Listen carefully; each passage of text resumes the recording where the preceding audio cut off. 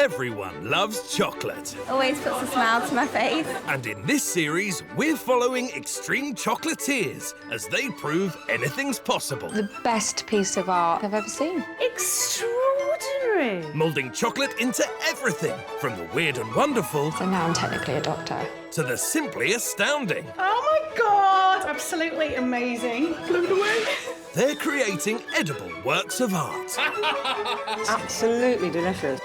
But temperamental chocolate Too lucky, third time ruined. can lead to sticky situations. Hopefully I stay positive and happy for the rest of the day. So can these extreme chocolatiers deliver chocolate heaven? Beautiful. There's something really good. Today, chocolate and beer.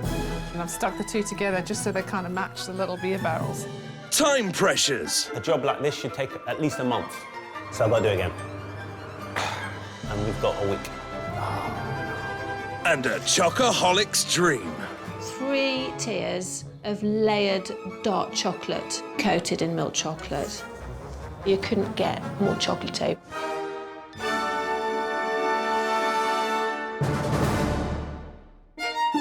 In London, chocolatier Paul Wayne Gregory loves a challenge, and his latest commission is certainly that. I've been asked by a really famous British watch company to reproduce one of their watches, 15 times the size. And yes, it's a challenge. Rotary Watch's chief designer Matt wants an impressive centrepiece to start the celebrations for the brand's 125th anniversary. And this particular event is going to be aimed at our very important guests, so it's a really big deal. We want something to really stand out and really impress our guests, and this is where Paul comes in. This is definitely going to be one of the most intricate, if not the most intricate jobs that I've done. And they said this is the watch that they wanted to produce. So I said, yeah, OK, we can do that. That's not a problem. Now thinking about it, Paul will make a huge chocolate replica wristwatch, copying all the intricate details, including the tricky see-through face, which shows the mechanism underneath. Reproducing something on this scale means any mistakes will be easy to spot. I have to follow the watch exactly as it is to get the scales right, the design right, the colour right. Really, a job like this should take at least a month, and we've got a week. With the clock ticking, Paul gets stuck in. He starts by making the bezel, the grooved ring that holds the watch face in position. I'm making all the moulds myself. I'm not actually casting from any moulds. Everything is freehand. Doing this part of the watch is very challenging. So if this is out, the whole watch is out. While the chocolate is still soft, So what I'm doing now is actually lining this up. he bends it round a circular base, which he's attached to a food-safe backboard. We want it to set up in its right position. When it sets, it shrinks. But so far, so good. Now for the inner ring, but this time Paul's struggling to bend the chocolate. See, it's already split. Nah, it's not going to work. The chocolate has started to set too quickly. So I've got to do it again. So that's really annoying. Really, really. Not at this stage. Starting again will only make the tricky schedule even tighter. 300 miles away in Cornwall is former graphic artist turned chocolatier Nikki Grant. Her latest commission is a chocoholic's dream. My client Nina has asked me to make a surprise wedding cake for her brother. And the thing is, his bride-to-be is Belgian and loves milk chocolate. Nina's ordering the cake for her brother David's small ceremony. I asked Nikki to make a proper 3-tier chocolate cake. I thought it's once in a lifetime. I want the wow factor and real chocoholics. I don't think I've ever done a wedding cake that's a surprise. It's quite unusual. Nikki's 3-tier chocolate extravaganza will be made from dark chocolate sponge, milk chocolate ganache, all wrapped in chocolate ribbons and decorated with flowers and hearts. The trickiest bit will be creating the delicately tempered milk chocolate bands, encasing each layer. Knowing that the bride is Belgian, this has to be absolutely perfect. It's got to be the best chocolate that she's ever eaten. So Nikki's decided to use a special recipe for her chocolate sponges. I use a really good quality dark chocolate, which really gives a fantastic flavour. You couldn't get more chocolatey. While the cakes bake for 2 hours, Nikki makes a ganache for the filling by melting milk chocolate with hot whipping cream. I'm trying not to incorporate too much air into the mix, just very carefully and gradually mixing that all together. The chocolate sponges are sandwiched and covered with the ganache. It now needs to set, so I'm going to put it in the fridge, let it set for a while.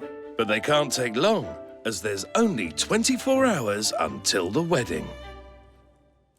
Back in London, Paul has come up with a new plan for the broken bezel on his chocolate model watch. There's hundreds of different ways to do it, but this way here, for me, is just stronger.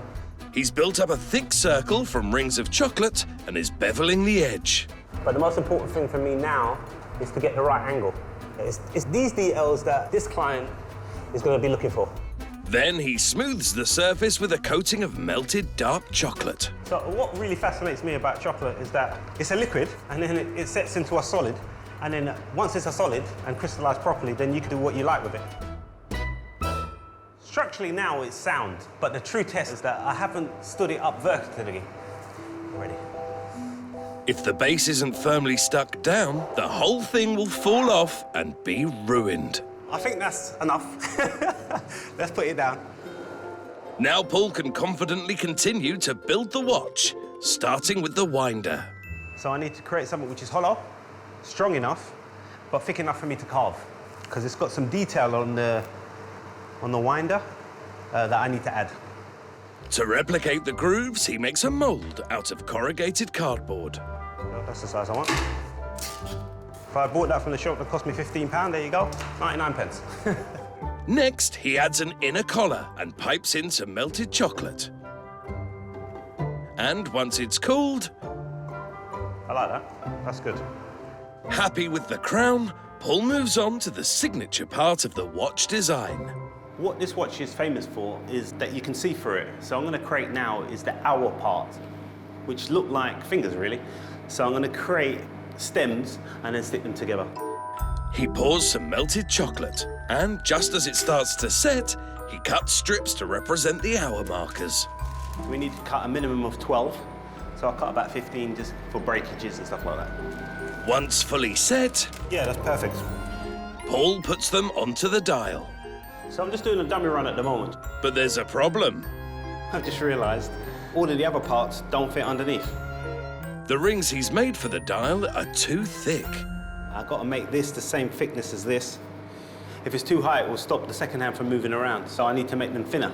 To rework this, you're talking about another 8 hours. I'm going to be up all night.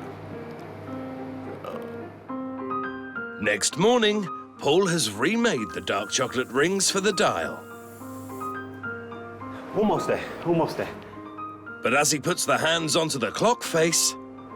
It's broke. Ah! With all the time Paul's lost, there's a risk this commission won't be ready by the deadline. In Peebles in Scotland, luxury chocolatier Ruth Hinks is hoping her next commission will be the toast of the town. I've been tasked by a bar in Edinburgh to create a huge chocolate wooden barrel that's going to be filled with individual little chocolates, and they're going to smash it open at their launch party. Brewery owner Dougal wants the chocolate to take centre stage at his opening party.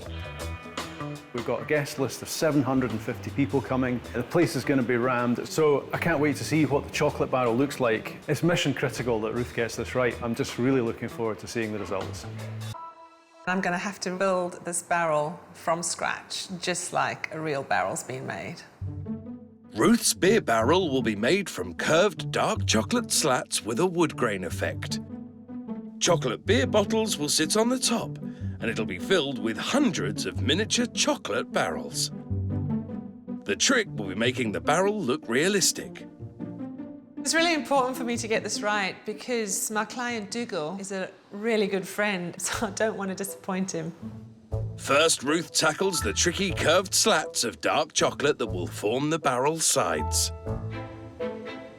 I'm just tasting the chocolate to see if it's ready, and it is. We haven't got much time, so we better crack on. The chocolate needs to be set enough to keep its shape, but not so hard that it'll snap. Before this chocolate's fully set, I need to lift this whole sheet and put it over my mould that I've made. Ruth needs to carefully free each slat before the chocolate sets. I need to let these fully crystallise so they're nice and robust for when I start to build my barrel. She uses a bowl as a mould for the top and base of the barrel. I need to let it set until it forms a thick layer around the outside. This is going to be quite a big structural part of it. The barrel needs to be strong enough to survive the journey to Edinburgh, but weak enough to be smashed. I'm adding some tempered chocolate buttons just to make my structure set faster. I'm using dark chocolate because dark chocolate is the strongest chocolate, and I've got a big barrel to make. 375 miles away in London, Paul is adding edible gold paint to his replica timepiece. So what I'm going to do now is put on one of the straps and assemble it to the board. Straps in place, he adds the crowning glory. That fits great. Now he just needs to deliver the watch in one piece. Oh no, you can't get out. I can get out. Oh, there you go. Suck it up, suck it up. It's all a bit of a tight squeeze. Yep. An hour later, they arrive at the venue. The journey was okay, apart from the cyclists and the potholes. It's London, isn't it? And traffic. The delivery seems to be going well. Until... Yeah. Oh. The bracket that holds on the strap has fallen off. Completely. Okay, so we had a little bit of disaster on the way here, so I've got 15 minutes to fix it. Paul uses melted chocolate to glue the bracket back on, and the watch is raised into position. Lots of ups and downs, but I think the client's going to be very happy. I hope so, don't I? Paul's replica wristwatch is 15 times bigger than the original. Containing more than 20 kilos of dark chocolate, its perfectly round case has been painstakingly shaped. And the face of the timepiece is precise down to the smallest details. All that's left is to show it to client Matt. Hey! Wow, that's all made of chocolate. That's incredible. This is really good that you've been able to get the 3D element of the different layers of the dial design. And you've got a detail on the crown. I think it's a real showstopper. I think this is a great way to celebrate. I mean, it's a chocolate watch. It's brilliant. You loved it, yeah. And we both understand the pressure we have to go through. Well, I do now, because I made it.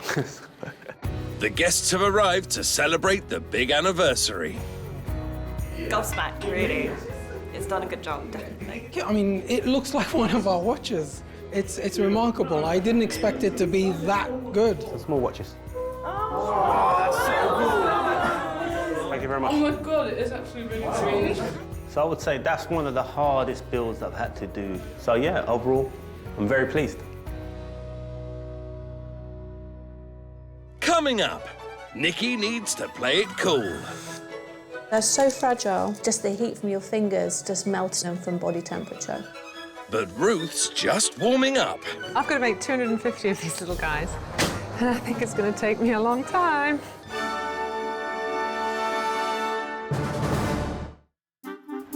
In Helston, Cornwall, Nikki is about to start decorating her surprise wedding cake for a chocoholic couple. I'm just making the wraps to go onto the cake using a frozen marble slab. As the chocolate is poured onto the cold marble, it instantly semi-freezes and has to be carefully lifted off. Working it thinly just gives the most fantastic effect because when it goes on the cake, the light shines through it. It's just beautiful. I've got a very limited time to work with the frozen marble slabs before it gets too warm. Luckily, Nikki gets the 3 tiers wrapped and then moves on to making chocolate petals, this time using a stainless steel slab.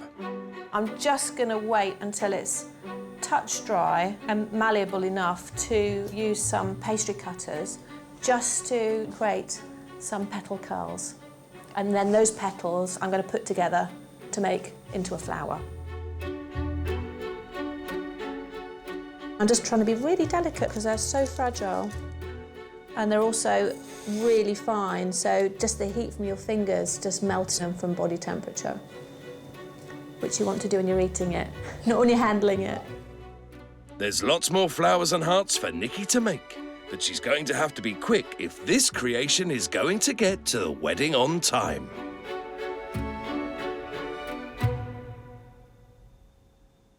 In Scotland, all the different parts of Ruth's beer barrel have set. Now for the tricky task of putting them all together. Just putting the spirit level on to make sure it's even, because we don't want this tumbling over. Ruth plans to build the barrel around a central pole to keep it stable. Just using my trusty freeze spray, just to make sure it doesn't move. She balances the top of the barrel Looks like it's straight. before securing the slats using melted chocolate. This is quite a time-consuming task because we have to make sure that all these slot in neatly next to each other. We just need to stick them around really slowly so they're fully crystallized. With the first few in place, Ruth adds the moulded barrel lid to check its dimensions. There's a big gap here, so I'm going to have to pack this with some chocolate clay and then start shaving it all down to get my barrel shape. And I think it's going to take me a long time. Next morning, the basic barrel is done, so Ruth uses a shaving tool to create a wood grain effect. Ah, it's looking pretty awesome, I think. After re-etching in the slat lines, she brings out the wood grain with brown cocoa butter. What I'm going to do is I'm going to start painting layer by layer. In between each layer, it's important to give it a rub because you want to make sure you can get the grain texture out. To make her barrel authentic, Ruth's made imitation metal hoops that she coats with luster dust. I want that beaten metal look. You need 3 of these. Before she can finish the barrel, she needs to fill it with hundreds of little chocolates. We used the aged beer to make a ganache, and I've stuck the 2 together just so they kind of match the little beer barrels. I've got to make 250 of these little guys. And then there's also beer bottles to make and detail in time for the bar's launch party. Back in Helston, Nikki's under pressure to finish her surprise wedding cake, and sticking on the chocolate flowers is an extremely delicate operation. You have to try and hold it in position without breaking anything off. But with a little perseverance, I think I'm going to stop now. That's as much as I can do. now Nikki just needs to deliver it in one piece. I'm going to have to put this completely enclosed so no direct sunshine can get onto it and melt it.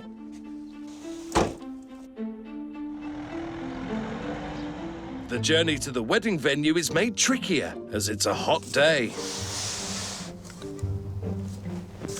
Ooh. I'm just very relieved. It's here, I'm here, and it's not melted, it's fine. And with that major obstacle out of the way, all that's left is to put it in position. The cake's all set up. Nina's going to be here any minute, and let's hope she likes it. Nikki's elegant 3-tier wedding surprise is made with 4 kilos of Belgian chocolate. Each tier is encased in layers of wafer-thin milk chocolate bands and decorated with flowers, hearts, and fresh berries. Leaving the newlyweds downstairs, client Nina comes for a sneak preview. Oh, wow! That is amazing. Yes. Absolutely fantastic. Gorgeous. Brilliant. Oh, God, they'd be so excited. She seemed really excited and very pleased. I think the couple are going to be really surprised because they know absolutely nothing about it. So hopefully they like it too. Finally, it's time for Nina's brother David and new wife Veronique to receive their wedding gift. Oh my God. What do you think? It's made of Belgian chocolate. Oh, wow. It's amazing. What a perfect end to an amazing day. Wow, look at that. It doesn't only look fantastic, it tastes fantastic. Belgian chocolate, smooth, elegant, and very creamy. This is the nicest cake I've ever had. It was amazing, honestly. We didn't know what to expect, and we got this amazing chocolate cake. Lovely. Great surprise. 520 miles away in Peebles, Ruth's almost finished filling her beer barrel with chocolates. Smells so good. Beer and chocolate. Once the barrel's sealed up, it needs carefully loading into the car. Right, it's in. And after a 50-minute journey, Okay. it needs to be stuck to a base with some melted chocolate. I'm just filling in underneath, just so the barrel doesn't go flying when we try and smash it. There we go. Ruth's beer barrel, complete with realistic wood grain effect, has been made from 20 kilos of dark chocolate. It's topped with replicas of the brewery's bottles. But the biggest surprise for guests will be when the barrel is smashed open to reveal malt-flavoured chocolates. Before the party starts, brewery owner Dougal takes a look. Oh my God! No way! I actually am speechless. I cannot believe you've made this out of chocolate. It's actually so realistic. I can hardly tell the difference between that and an actual wooden barrel. It's extraordinary.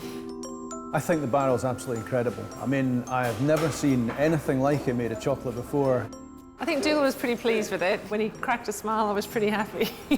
The bit that I'm really looking forward to is smashing the barrel open. I've never smashed a showpiece before. 3 hours later, and with the party underway, it's finally time to crack open the barrel. 3, 2, 1, go! It's really good chocolate. Lovely, rich, luscious. Yum, yum. The event's gone incredibly well. It was great to see everyone piling in and grabbing chocolates, and it turned into a bit of a bun fight in the end, but yeah, that's what we wanted. It was quite nice smashing it, actually. It was good fun. You know, it made everybody happy, so it's good.